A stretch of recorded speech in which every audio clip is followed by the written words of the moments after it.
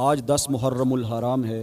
بوقت عصر میدان کربلا میں شہزادہ رسول جگر گوشہ بطول امام حسین رضی اللہ تعالی عنہ تن تنہا کھڑے ہیں۔ چاروں اطراف میں یزیدی فوج کے پہرے ہیں، پانی بند ہے، جان نثاروں کے لاشیں بکھرے پڑے ہیں، سر پہ موت کے سائے ڈلا رہے ہیں، مگر حسین ابن علی کے پائے استقلال میں جنبش تک نہیں آ رہی۔ کوہ گراں بن کے کھڑے ہیں، کیوں؟ اس لیے کہ یقین کامل ہے۔ کس پر؟ اللہ پر، اس کے رسول پر، قرآن پر، تقدیر پر۔ یقین کامل کیوں نہ ہو؟ بیٹا کس کا ہے؟ شیر خدا کا۔ میرے مصطفیٰ نے مولا علی کو فرمایا، علی میرے بستر پر لیٹ جا، صبح کو امانتیں واپس کرنا اور مدینے میں چلے آنا۔ مولا علی تلواروں کے سائے میں چادر اوڑھ کے لیٹ گئے، صبح اٹھے، امانتیں واپس کی، مدینہ چلے گئے۔ کسی نے پوچھا، علی تلواروں کے سائے میں نیند آ گئی؟ مولا علی نے فرمایا، خدا کی قسم ساری زندگی اتنی میٹھی نیند نہیں آئی جتنی میٹھی نیند آج آ رہی ہے۔ علی کیوں؟ کہا کیونکہ مجھے یقین تھا کہ آج میں نے سونا ہے، صبح اٹھنا بھی ہے، کیونکہ پہلے مجھے کبھی یہ یقین نہیں ہوا کہ میں سوؤں گا بھی تو اٹھوں گا بھی۔ آج میرے مصطفیٰ کی زبان وما ینطق عن الہوی ان هو الا وحی یوحی کی زبان سے نکلا تھا، علی سو جا، صبح امانتیں واپس کرنا اور مدینے آ جانا۔ مجھے یہ پکا یقین تھا کہ میں سوؤں گا، اٹھوں گا، امانتیں واپس کروں گا اور مدینے میں پہنچ جاؤں گا، میں مدینے بھی پہنچ جاؤں گا۔ یہ یقین تھا کا، تو جس کے والد کا یہ یقین ہو اس کے بیٹے کا یقین کتنا ہو۔ حسین ابن علی کو یقین تھا کہ یہ زندگی عارضی زندگی ہے، چند لمحوں بعد آنے والی زندگی ابدی زندگی ہے۔ یہ زندگی مختصر زندگی ختم ہونے والی ہے، آنے والی زندگی وہ زندگی ہے جس کے بعد قرآن میں کہا وَلَا تَقُولُوا لِمَنْ يُقْتَلُ فِي سَبِيلِ اللَّهِ أَمْوَاتٌ بَلْ أَحْيَاءٌ وَلَٰكِن لَا تَشْعُرُونَ کہ یہ موت کے بعد حیات ہے، حیات جاودانی ہے۔ یقین تھا، اس یقین نے محکم کو لے کے میرے حسین ابن علی میدان کربلا میں ڈٹے ہوئے ہیں۔ بہت لاشیں پڑے ہیں، خون بکھرا ہوا ہے، حسین ابن علی کے پائے استقلال میں جنبش نہیں، کوہ گراں بن کے کھڑے ہیں۔ کیوں؟ کیونکہ حسین کو یقین تھا کہ اس موت کے بعد ایک حیات ملنے والی۔ میرے بھائی، ایسی جگہ پر یقین کامل کے ساتھ کھڑا ہونا حسین کا ہی جگرا ہے۔ حضرت امام علی مقام نے ایک جملہ کہا تھا، کہو مجھے قتل کرنے والو، دنیا کا سب سے بڑا قتل کر رہے ہو، اس کے بعد اتنا مقدس خون نہیں بہے گا جتنا آج تم حسین کا خون بہا رہے ہو۔ کہا تم جانتے نہیں کہ اس کائنات میں میرے سوا نبی کا کوئی نواسا نہیں۔ تھوڑا سا غور فرمائیے گا، توجہ فرمائیے گا۔ حسین ابن علی تیار ہو کے کربل کے میدان میں جانے لگے، لاشیں پڑے ہوئے ہیں، یزیدی آوازیں مار رہے ہیں، حسین آؤ ہم سے مقابلہ کرو۔ حسین ابن علی بے غور و کفن لاشوں کو دیکھ رہے ہیں۔ اچانک حسین ابن علی کو خیموں سے آواز آتی ہے، حسین ایک منٹ کے لیے ذرا خیموں میں آنا۔ کہا مقصد کے لیے جانے دو، راستے میں رکاوٹ نہ بنو۔ کہا نانا مصطفیٰ کا صدقہ ایک چکر خیمے کا لگاؤ۔ حسین ابن علی خیمے میں جاتے ہیں، کیا دیکھتے ہیں؟ آل طہار کی پکیزہ بیویاں، ایک طرف جناب زینب پتھر بنی کھڑی ہیں، علی کی بیٹی، شہربانوں کے سامنے سکینہ بے ہوش پیاس سے پڑی ہے، کہیں جناب زین العابدین بیماری سے تڑپ رہے ہیں۔ حسین ابن علی امام زین العابدین کے قریب جاتے ہیں، جا کے سر پہ ہاتھ رکھتے ہیں۔ جو ہی باغ نبوت کے پھول کا ہاتھ آتا ہے، جناب سجاد کے سینے میں ٹھنڈک آتی ہے، آنکھیں کھولتے ہیں، سامنے حسین ابن علی کا چہرہ ہے۔ بابا سب کچھ چلا گیا، بیٹا میں بھی جا رہا ہوں۔ حیدر کرار کے خون نے جوش مارا، جو بیٹھ نہیں سکتا تھا بیماری کی حالت میں اٹھ کے کھڑا ہو گیا۔ کہا بابا تیرا ابھی ایک بیٹا زندہ ہے۔ جناب امام علی مقام نے پیار کیا، بیٹے کے ساتھ شفقت کی، کہا بیٹے بیٹھ جا، تیرے سے میری نسل چلنی ہے، یزیدی نسل نے تو ختم ہو جانا ہے، حسینی نسل نے تو قیامت تک رہنا ہے۔ یہ آل طہار کی بیبیاں، یہ مستورات، ان کا خیال رکھنا، ان کے سر پہ رہنا، ان کے سروں کو بے پردہ نہ ہونے دینا۔ بیٹے سے اٹھا نہیں جاتا، بیماری کا عالم ہے۔ حسین ابن علی فرماتے ہیں مجھے اجازت دو اہل خانہ، مجھے میرا مقصد پکار، میرا فرض مجھے واضح دے رہا ہے۔ اچانک سید کی نظر سیدہ سکینہ پہ پڑتی ہے، جو پیاس سے نڈال بے ہوش پڑی ہے۔ سید اس کے قریب جاتے ہیں، جا کے شفقت کرتے ہیں، محبت کرتے ہیں۔ ابا سب چلے گئے، آپ بھی جا رہے ہیں، ہمارے سر پہ کس کا سایہ ہوگا؟ شفقتوں والا، محبتوں والا۔ کہا بیٹی مجھے جانے دے۔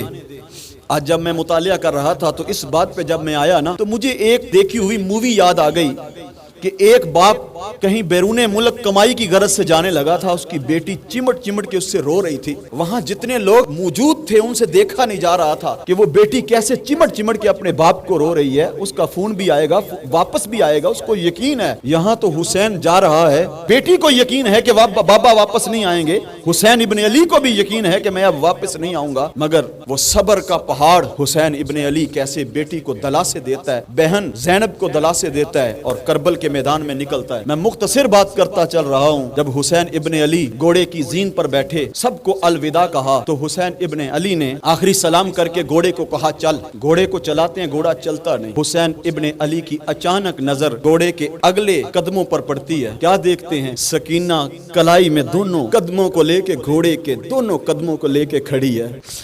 امام حسین فرماتے ہیں بیٹی نہ کر، مجھے جانے دے، میرا مقصد مجھے پکار رہا ہے، نانے سے کیا ہوا وعدہ مجھے تڑپا رہا ہے، میں اب جانے والا ہوں، مجھے نہ روک۔ سید گھوڑے کی زین سے نیچے آتے ہیں، بیٹی کو دلاسا دیتے ہیں، رختے سفر باندھتے ہیں، بیٹی سے گفتگو کر رہے ہیں، یزیدی پکار رہے ہیں۔ شمر کی آواز اٹھتی ہے، حسین آ بھی جاؤ، آ کیوں نہیں رہے؟ کیا ہم شیر سے مشورہ کر رہے ہو کہ یزید کی بیعت کر لو؟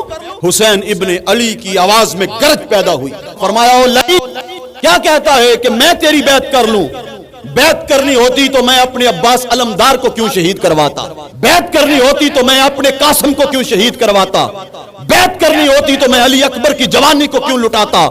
میں بیعت کرنی ہوتی تو 6 ماہ کے علی اصغر کی معصومیت کا یوں کیوں اس کے حلقوم میں تیر دو شیخہ تیر پوست کرواتا؟ بیعت نہیں کرنی، رہتی دنیا تک حسین نیت زندہ رکھنی ہے، مقصد حسین کو زندہ رکھنا ہے۔ حسین ابن علی کربلا کے گزار میں 26,000 یا 28,000 کی فوج کے سامنے سینہ تان کے میدان میں اترتے ہیں۔ حسین ابن علی کربلا میں پہنچے، بس جنگ کرتے رہے۔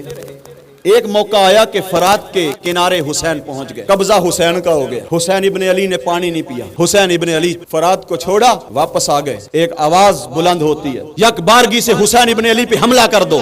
یک بارگی سے حسین ابن علی پہ حملہ ہو جاتا، ادھر سے تیر، نیزے، تلواریں حسین پہ چلتی۔ حسین ابن علی یوں گھوڑے کی زین سے نیچے آتے ہیں، شیمر آگے بڑھ کے حسین ابن علی کی گردن پہ اپنا ناپاک پلیت پیر رکھ دیتا۔ حسین ابن علی کہتے ہیں او پلیت، ذرا اپنا پاؤں تو اٹھا تاکہ نانے کی دی ہوئی اذان کی لاج تو رہ جائے۔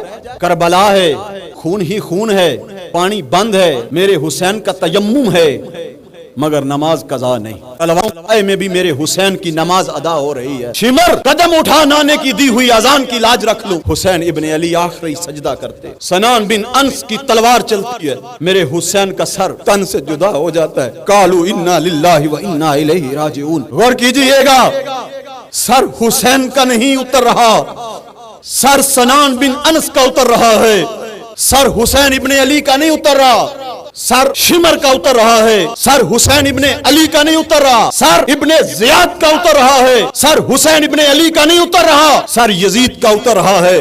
وہاں پہ موت حسین کی نہیں ہو رہی، وہاں پہ موت یزید کی ہو رہی ہے۔ مرتا وہ ہے جس کی شخصیت مر جائے، مرتا وہ ہے جس کا مقصد مر جائے۔ صدیاں گزر گئیں، حسین کل بھی زندہ تھا، حسین آج بھی زندہ ہے، حسین قیامت تک زندہ رہے گا۔ حسین نے بلا وجہ قربانی نہیں دی، اپنے بیٹوں کی اقتدار کے لیے قربانی نہیں دی۔ حسین ابن علی کی زندگی کا مقصد تھا، اس مقصد کے لیے حسین ابن علی نے تن سے 72 سر جدا کروائے اور اپنا سر بھی نیزے پہ چڑھوایا۔ حسین ابن علی کی زندگی کا مقصد تھا، اس مقصد کو حسین ابن علی نے کربلا میں پایا۔ حضرات، لوگ کہتے ہیں حسین ابن علی حکومت کے لیے گئے، 2 شہزادوں کی جنگ ہوئی۔ میں کہتا ہوں تمہاری عقل ماری ہوئی ہے، کس کو شہزادہ کہہ رہے ہو؟ جن 3 دن مدینہ منورہ میں قتل و غارت کی، صحابہ کو قتل کیا، مسجد نبوی کی حرمت کو پامال کیا، مسجد نبوی میں گھوڑے باندھے گئے، صحابہ کو قتل کیا گیا، ذریت یزیدیت آج بھی اس کو شہزادہ مان رہے ہیں۔ میں کہتا ہوں نہیں، دنیا کائنات میں بڑے بادشاہ آئے ہیں، توجہ ہو تو ایک جملہ کہہ رہا ہوں، دنیا کائنات میں بڑے بادشاہ آئے ہیں مگر شہزادے 2 ہی ہیں، ایک حسن ہے اور حسین۔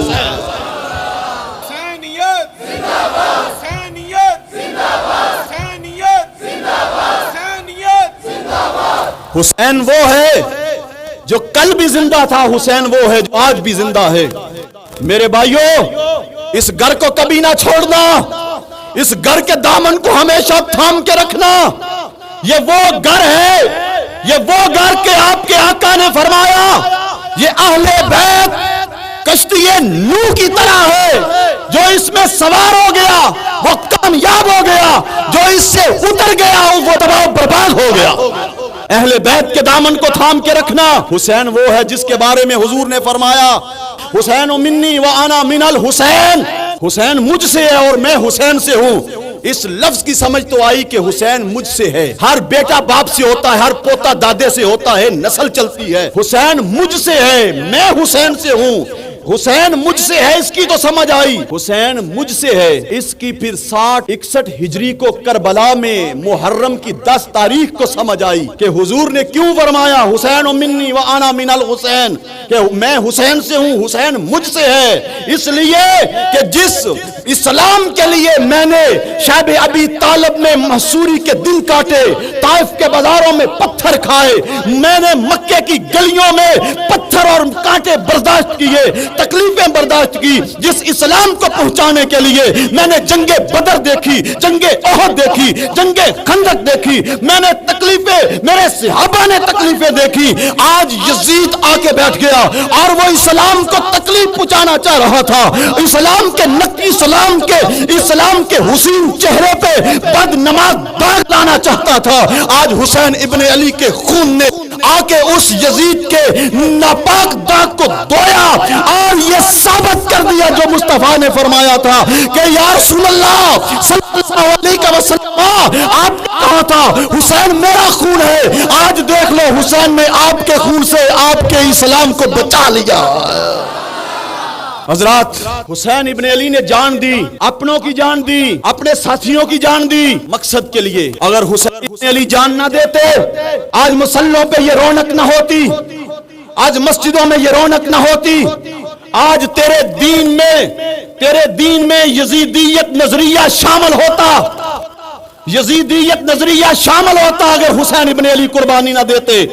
سلام کرو اس حسین کو جس نے اپنا خون دیا، اپنے جوان کا خون دیا، اپنے جوان کا ہی نہیں، اور 6 ماہ کے علی اصغر کو اٹھا کے کربلا میں لے گئے کہ اسلام کو اس وقت علی اصغر کے خون کی ضرورت ہے۔